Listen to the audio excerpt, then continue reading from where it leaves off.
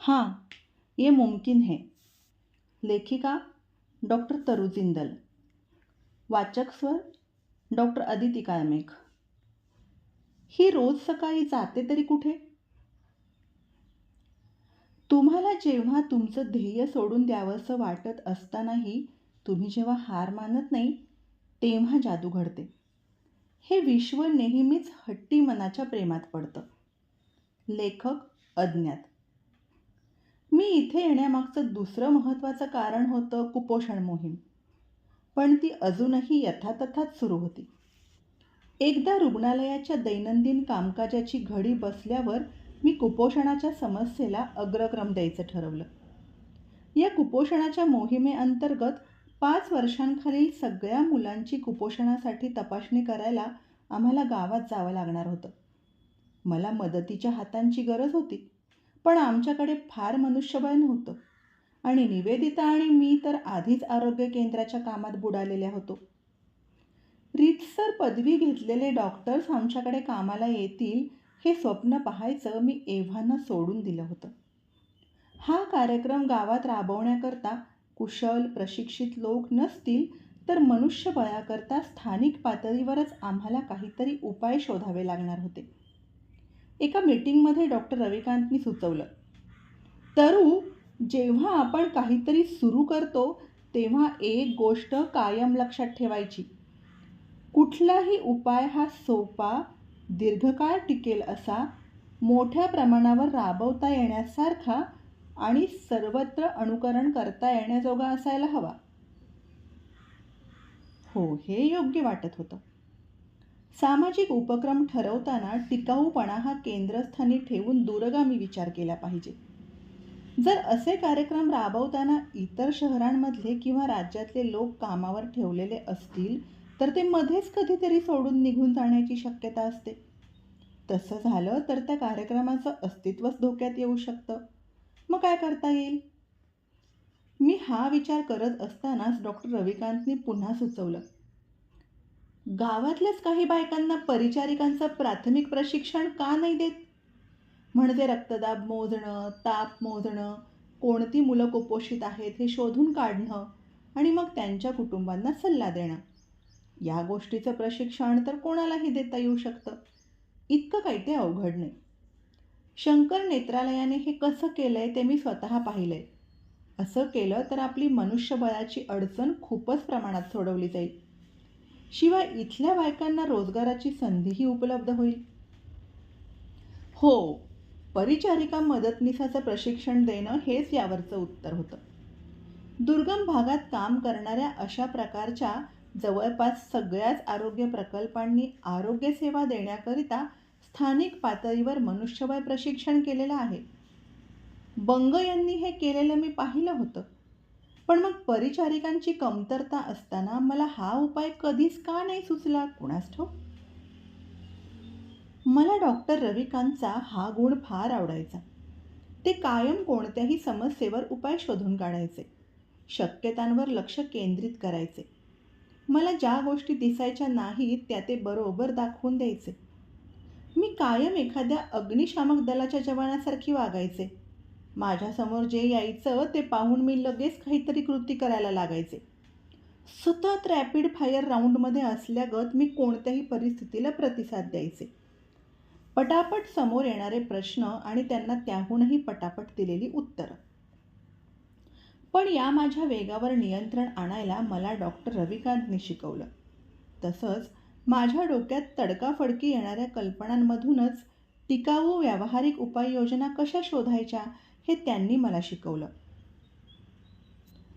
तरु, 3 S कायम लक्षात ठेव. सिंपल, सस्टेनेबल आणि स्केलेबल. म्हणजे सोपा, दीर्घकाळ टिकेल असा, मोठ्या प्रमाणावर राबवता येण्यासारखा आणि सर्वत्र अनुकरण करता येण्याजोगा. सुरुवातीला आम्ही 6 महिन्यांचा मार्गदर्शकपर अभ्यासक्रम चालू करायचं ठरवलं. याला गावकऱ्यांचा प्रतिसाद कसा मिळतोय आणि त्यातून काय शिकायला मिळतंय ते पाहून मग हा अभ्यासक्रम पुढे वाढवता आला असता. साधी आकडेमोड हिशेब करता येणाऱ्या, हिंदी लिहू वाचू शकणाऱ्या आणि कामचलाऊ इंग्लिश येणाऱ्या बायका आम्हाला हव्या होत्या. तसंच त्यांना दिवसभरात थोडा वेळ काढायला लागणार होता. शिवाय त्या शिकायला आणि कमवायला तयारही असायला हव्या होत्या. प्रशिक्षण मोफत होतं. या अभ्यासक्रमाला प्रवेश घेण्यासाठी आर्थिक प्रोत्साहन म्हणून आम्ही दर महिन्याला थोडं वेतन, बॅग आणि परिचारिकेच्या गणवेशाची एक जोडी देणार होतो. जर 6 महिन्यानंतर त्या कार्यक्षम वाटल्या आणि पुरेशा कुशल झाल्या तर आम्ही त्यांना आमच्या केंद्रात काम देणार होतो. पण अशा बायका मला मिळणार कुठे हाच प्रश्न होता. मी माझ्या OPDपासूनच या शोधाला सुरुवात केली, कारण तिथे मी शेकडो बायकांना भेटायचे. त्यातल्या दोघी आपापल्या मुलांना घेऊन नेहमी यायच्या. त्या तरतरीत होत्या.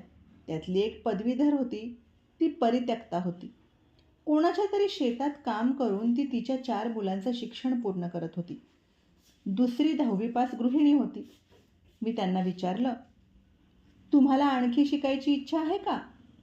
तुम्हाला रुग्णालयात काम करायला आवडेल का? त्यांनी उत्सुकपणे मान डोलावली. एक परीक्षा घेतल्यानंतर आम्ही आणखी काही बायकांना रुजू करून घेतलं. त्यांच्या उत्तरपत्रिका इंटरेस्टिंग होत्या. भारताची राजधानी कोणती? पाटणा, एका 10वी पास बाईने उत्तर दिलं होतं. त्याहूनही इंटरेस्टिंग गोष्ट म्हणजे त्यांना बिहारवर निबंध लिहायला सांगितला तर एकदाच सगळ्यांनी सारख्याच वाक्याने सुरुवात केली होती. बिहार एक पिछड़ा हुआ प्रदेश है. बिहारला भारतातला कदाचित सर्वात गौरवशाली इतिहास असेल. या भूमीमध्ये बुद्ध, महावीर, अशोक, चंद्रगुप्त, चाणक्य आणि आर्यभट्ट होऊन गेलेत. जगभरातले लोक इथल्या नालंदा विद्यापीठात शिकायला येत. पण काळाने फासे पलटवले होते. या बदलाची कारणं काहीही असोत, पण जर आम्ही मागासलेले आहोत हीच त्यांच्या मनातली स्वप्रतिमा असेल तर त्याने लोकांच्या मनात आत्मसन्मानाची भावना कशी निर्माण होणार? आणखी एक मुलाखत इंटरेस्टिंग होती. BAच्या पहिल्या वर्षाला असलेला एक मुलगा आला आणि माझ्यासमोर बसला. त्याने मला भरपूर वेगवेगळी प्रमाणपत्र दाखवली. वेगवेगळी कामं करणारा मजूर, पॅथॉलॉजी टेक्निशियन, कम्प्युटर ॲप्लिकेशनचा प्राथमिक अभ्यासक्रम वगैरे वगैरे. एकाही प्रमाणपत्रावर 98% कमी गुण नव्हते. वा, तुझे गुण फारच चांगले आहेत. जंतू संसर्गाने होणारे आजार यात तुला 99% गुण मिळालेत. जंतू संसर्गाने होणारे आजार म्हणजे काय ते सांग बरं मला, मी विचारलं. मॅडम, मला तुमच्याशी खोटं नाही बोलायचे. ही सगळी प्रमाणपत्र मी विकत घेतलेली आहेत. थोडे पैसे देऊन ही सहज विकत घेता येतात. मला यातलं काही येत नाही, पण मला शिकायची इच्छा आहे म्हणून मी आलो आहे, तो नम्रपणे म्हणाला. त्याचा प्रामाणिकपणा मला भावला. जर मी तुला कामावर ठेवलं तर तू BA कसा पूर्ण करणार? हां, आम्हाला कॉलेजला जायला लागत नाही. आम्ही फक्त परीक्षा द्यायला जातो. मी त्याला अभ्यासक्रमासाठी दाखल करून घेतलं. नंतर तो आमच्या सगळ्यात प्रामाणिकपणे आणि निष्ठेने शिकणाऱ्या विद्यार्थ्यांपैकी एक बनला. मुसहर टोळीतल्या लोकांना प्राथमिक लिहिता वाचता चांगलं यायचं, पण त्यांच्या समाजातल्या मुली मला मिळणं कठीण होतं. पण त्यांच्यापैकी किमान 2 तरी मुली परिचारिकांच्या सहाय्यक म्हणून आल्या पाहिजेत, असा डॉक्टर रविकांतचा आग्रह होता. मोठ्या मुश्किलीने आम्हाला 6वी पास झालेल्या 2 मुली सापडल्या, ज्यांना शिकायची खूप इच्छा होती, पण त्यांचा सगळा दिवस स्वयंपाक करण्यात आणि गवत कापायला जाण्यात खर्च होत होता. आजूबाजूच्या खेड्यांमधूनही आम्ही 6 विद्यार्थी निश्चित केले. आम्ही इथे जे काही करायचा प्रयत्न केला होता त्याचप्रमाणे याही वेळी अनपेक्षित आव्हानांना आम्हाला तोंड द्यावं लागलं. पहिल्या दिवशी या बायका साड्या नेसून आल्या आणि त्यांनी घुंगटही घेतलेले होते. तुम्ही गणवेश का नाही घातले, मी विचारलं. मॅडम, सलवार कमीज घालायला घरून परवानगी नाही. आम्ही गावच्या सुना आहोत ना. पण मी सलवार कमीज घातलेल्या मुली गावात पाहिल्या आहेत. मॅडम, गावच्या मुली घालू शकतात, सुना नाही. तो उर्मटपणा समजला जातो. आम्ही इथं येऊन सलवार कमीज घालत जाऊ आणि परत जायच्या वेळी पुन्हा साड्या बदलून आत जाऊ. हे बोलून त्यातली एक जण कपडे बदलायला आत गेली. सुरुवातीचे दिवस निवेदिता आणि माझ्यासाठी आव्हानात्मक होते. काय करायला हवं आणि या बायकांचं काय करायचं तेच आम्हाला समजायचं नाही. त्यांना आपापल्या स्वयंपाकघराच्या बाहेरचं अक्षरशः काहीही माहीत नसल्याने त्यांना प्रशिक्षण द्यायचं तरी कसं, या प्रश्नाने आम्ही हैराण झालो. या शाळेत शिकलेलं सुद्धा बरंचसं विसरून गेलेल्या होत्या. त्यांच्यापैकी कोणीही कित्येक वर्षात गावाबाहेर पाऊलही टाकलेलं नव्हतं. त्या घराबाहेर पडून सर्वात दूर कुठं कधी गेल्या असतील तर त्या आमच्या केंद्रावर. त्यांच्यापैकी जवळपास कोणालाच पाटणा शहर ओळखीचं नव्हतं. सतत घराच्या 4 भिंतींमध्ये राहिल्यामुळे त्यांचे मेंदूसुद्धा फक्त चूल आणि त्यांची गुरं या बाहेरचा विचार करायचे बंद झाले होते असं मला दिसलं.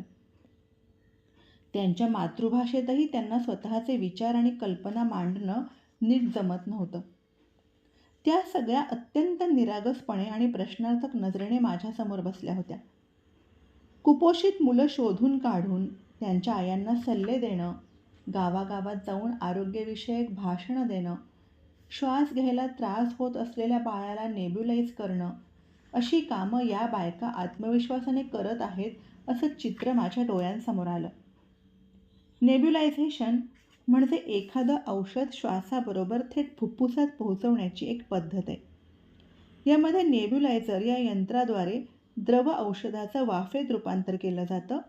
त्यामुळे ते औषध खोलवर फुफ्फुसात पोचतं. खूप लांबचा पल्ला गाठायचा होता. या बायकांना प्रशिक्षित करण्यासाठी मला कल्पक बनावं लागणार होतं आणि खूप संयमही ठेवावा लागणार होता. हा मार्ग खूप खडतर भासत होता. एका वेळी फक्त एका दिवसाचा विचार कर, 1% एका वेळी, अशी मी स्वतःला आठवण करून दिली. कोणतंही तांत्रिक प्रशिक्षण देण्यापूर्वी त्यांनी आपल्या अवघडलेपणातून बाहेर येऊन त्यांची शरीरं आणि मनं मोकळी झाली पाहिजेत असं मला वाटत होतं. आम्ही त्यांच्यासाठी कॅरम, सायकल चालवणं, बॅडमिंटन असे काही खेळ सुरू केले. त्यांची क्षितिजं विस्तारण्यासाठी आम्ही त्यांना सिनेमे आणि डॉक्युमेंटरीज दाखवल्या. तसंच त्यांना पाटण्याच्या रुग्णालयांमध्ये, पाटणा संग्रहालयात आणि सायन्स सेंटरमध्ये नेलं. आमच्या केंद्रात जो कोणी पाहुणा यायचा त्याच्याशी आणि ऑस्ट्रेलिया आणि US हून आलेल्या इंटर्नसोबत आम्ही त्यांच्यासाठी प्रश्नोत्तरांचे कार्यक्रम ठेवले होते. शिवाय दिवसातला काही वेळ केवळ स्वतःची ओळख करून देणं, रुग्णालयातले प्राथमिक शिष्टाचार, लोकांसमोर कसं बोलायचं, अशा कौशल्यांच्या विकसनासाठी राखीव ठेवलेला असायचा. पुढे त्यांना औपचारिक नर्सिंगचे अभ्यासक्रम करता येतील या आमच्या दूरदृष्टीच्या योजनेत त्यांना प्राथमिक इंग्लिशचं ज्ञान असणं आवश्यक होतं. त्यामुळे आम्ही इंग्लिश अक्षरं, आठवड्याचे दिवस अशा गोष्टी त्यांना शिकवायला लागलो. तसंच प्राथमिक इंग्लिश वाचणं, लिहिणं आणि समजून घेणं, गणिताची साधी आकडेमोड सुधारणं, यावर आम्ही पहिल्या महिन्यात भर दिला. साधारण महिन्याभरानंतर पहिलं कौशल्य शिकवायची वेळ आली आहे असं मी ठरवलं. पहिलं कौशल्य होतं मोठ्या माणसाचं आणि बाळाचं वजन कसं मोजायचं. ते कशाप्रकारे एखादी गोष्ट समजून घेतात हे त्यांना शिकवताना मला समजलं.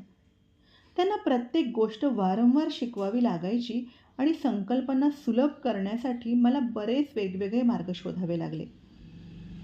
प्रत्येक गोष्ट मी किमान 10 साध्या सोप्या पायऱ्यांमध्ये विभागून त्यांना शिकवायचे. मग ती त्यांना व्यवस्थित जमेपर्यंत पुन्हा पुन्हा सराव करायला लावायचे. 100% त्यांच्या गरजांनुसार, त्यांच्या समजून घेण्याच्या पातळीनुसार त्यांची स्थानिक बिहारी भाषा वापरून मी त्यांची पाठ्यपुस्तकं बनवली. निवेदितानेही खूप वेळ देऊन त्यांना परिचारिकांच्या बारीक बारीक कौशल्यांची ओळख करून दिली. सुरुवातीला त्या गोंधळलेल्या, हरवलेल्या होत्या. मग हळूहळू त्या तरतरीत बनल्या आणि भराभर सगळं करू लागल्या. या आव्हानाबरोबरच आणखी एक अडचण गावात शिजू लागली होती. आमची एक विद्यार्थिनी ज्ञानती एक दिवस रडत रडत आली. काय झालं? मी विचारलं. मॅडम, मला आता हे सहन नाही होत. रोज सकाळी मी इथं यायला बाहेर पडले की गावातल्या बायका टोमणे मारतात आणि माझ्याबद्दल वाईट साईट बोलतात. गाव सोडून बाहेर पडेपर्यंत त्यांचं बोलणं थांबतच नाही. ही जाते तरी कुठं रोज सकाळी? बाहेर जाऊन काय करते ही निर्लज्ज बाई? असं काहीही बोलतात. काल तर त्या आमच्या घरी येऊन माझ्या सासूबाईंना काय काय बोलल्या. माझ्या घरचे सुद्धा तणावात आहेत. सगळ्या जणींची हीच कथा होती. रोज त्यातली एखादी तरी रडत आमच्याकडे यायची. जणू त्यांना वाळीत टाकलं गेलं होतं. या गावच्या सुनांनी साडी न नेसता सलवार कमीज घालून बाहेर पडायची हिंमत केली होती. घुंगट न घेता उघड्या डोक्यांनी त्या सकाळी 9 ते संध्याकाळी 5 घराबाहेर राहायची हिंमत करत होत्या. या बायका नियम मोडत होत्या. काही लोकांच्या मते त्यांनी जरा जास्तच हिंमत दाखवली होती. पण या बायका न डगमगता रोज सकाळी येत राहिल्या. कधीतरी त्या आमच्यासमोर रडत रडत कोसळायच्या. मी नेहमी म्हणायचे, हे बघा, एक दिवस असा येईल की हेच लोक तुमच्या दाराशी येऊन त्यांच्या आजारांवर उपचार करायला तुमची मदत मागतील. तुम्ही आत्ता हार मानून हे सोडून देऊ नका. पहिले काही महिने हे असं चालूच राहिलं. काही जणींना हा ताण असह्य झाला आणि त्या अभ्यासक्रम अर्ध्यात सोडून गेल्या. संगीता नावाची मुसहर मुलगी सोडून गेली तेव्हा आम्हाला फार वाईट वाटलं. तिच्या घरचे तिला दुसरीकडे कुठेतरी शेतात काम करायला नेणार होते. ती हुशार होती, मनापासून शिकायची आणि तिने गोष्टी पटापट आत्मसातही केल्या होत्या. एक दिवस ती उत्तम परिचारिका बनून काम करेल असं स्वप्न आम्ही पाहिलं होतं. एक दिवस आईशी भांडण करून ती आमच्या वर्गात आली होती.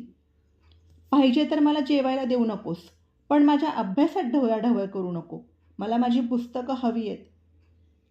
सगळ्यांमध्ये ती वयाने सर्वात लहान होती, पण सर्वात जास्त धाडसी होती. पण शेवटी तिच्या कुटुंबाच्या आर्थिक बाबींपुढे शिक्षणाची हार झाली. कितीतरी जणी आल्या गेल्या, पण शेवटी 6 जणी सगळ्या अडचणींवर मात करून टिकून राहिल्या. आमच्या केंद्रावर येण्या जाण्यासाठी त्यांना 2 तास चालावं लागायचं. त्यात पावसाळ्यात पूर आल्यावर डोक्यावर बॅग पुस्तकं ठेवून खांद्या एवढ्या पाण्यातून वाट काढत यावं लागायचं. पण त्यांनी एकही दिवसाचं प्रशिक्षण चुकवलं नाही.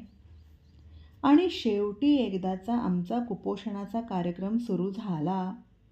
याचं श्रेय आमच्या या परिचारक सहाय्यक बायका आणि त्यांची प्रमुख निवेदिता यांनाच जातं.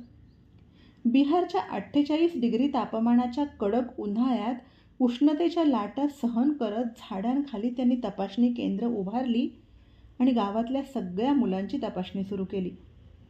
मुलांच्या वाढीचे तक्ते कसे बनवायचे, कुपोषणाचं प्रमाण कसं ओळखायचं, रुग्णांच्या रेकॉर्ड्स कशा राखायच्या, आयांना संतती नियमनाचे आणि योग्य स्तनपानाच्या पद्धतींविषयी सल्ले कसे द्यायचे, ते या बायका शिकत होत्या. निवेदिताच्या देखरेखीखाली त्या जवळपास सगळ्या कुपोषण कार्यक्रम सांभाळत होत्या. पहिल्या 6 महिन्यात शेवटी त्यांच्या चालण्यात हेतुपूर्ण निश्चयीपणा आला होता. त्यांचा आवाज खणखणीत झाला होता आणि आता त्या आत्मविश्वासाने स्पष्ट बोलू लागल्या होत्या. त्यांच्यातला आत्मविश्वास इतका वाढला होता की त्या पुरुषांच्या जमावाला एकत्र करून व्याख्यान देऊ शकायच्या. स्तनपान आणि मुलांच्या आहाराचं महत्त्व, प्रसूतीपूर्व तपासण्या आणि रुग्णालयातच प्रसूती करण्याचं महत्त्व, सर्पदंश, विंचूदंश आणि श्वानदंशावरचे प्रथमोपचार अशा विषयांवर त्या अथक बोलू शकायच्या. एके दिवशी सकाळी रुंझुन आमच्याकडे तिच्या सासूला घेऊन आली. तिला अतिरक्तदाबाचा त्रास होता. मी दुसऱ्या रुग्णांना तपासण्यात व्यस्त असल्याने म्हणाले, जरा थांबा, मी तपासते. तर रुंझुन म्हणाली, मॅडम मला तपासू द्या ना.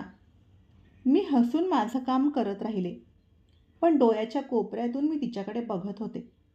तिने आपल्या सासूचा रक्तदाब मोजला आणि आत्मविश्वासाने म्हणाली, मॅडम रक्तदाब 144/102 असा आहे.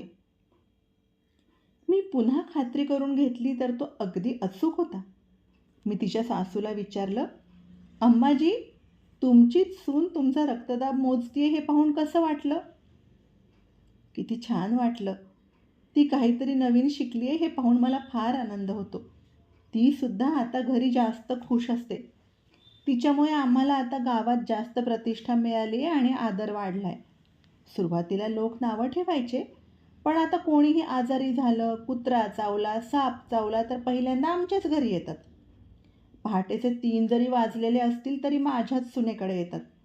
लोक आम्हाला म्हणतात, कृपया आमच्याही मुलींना अशी नोकरी मिळवून द्या ना. मला खूप अभिमान वाटला. मी तर जणू हवेत तरंगत होते. अश्रूंमधून आणि चिखलाच्या पाण्यातून वाट काढत या बायकांनी यशस्वी होऊन दाखवलं होतं. त्या खूप झगडून इथवर पोचल्या होत्या. काहींना तर आपल्या घरच्यांशीही भांडून यावं लागलं होतं. पण आज त्यांनी स्वतःचं नशीब स्वतः लिहिलं होतं. त्यांनी गावातल्या सगळ्याच सुनांसाठी एक नवी शक्यता निर्माण केली होती. स्वतंत्र आणि स्वयंभू बनण्याची शक्यता. 2017 सालच्या मार्चमध्ये या बायकांनी त्यांचा पहिला अधिकृत पगार घरी नेला. त्यांना विद्यार्थी दशेतून बढती मिळून आता त्या आमच्या केंद्राच्या पूर्णवेळ कर्मचारी बनल्या. या 6 गृहिणींकडे आता चांगली नोकरी तर होतीच, पण समाजाला त्यांच्याविषयी आदर आणि हेवा वाटू लागला होता. या सगळ्यापेक्षाही महत्त्वाचं असं काहीतरी त्यांनी कमावलं होतं, ते म्हणजे निकोप आत्मसन्मान. धन्यवाद.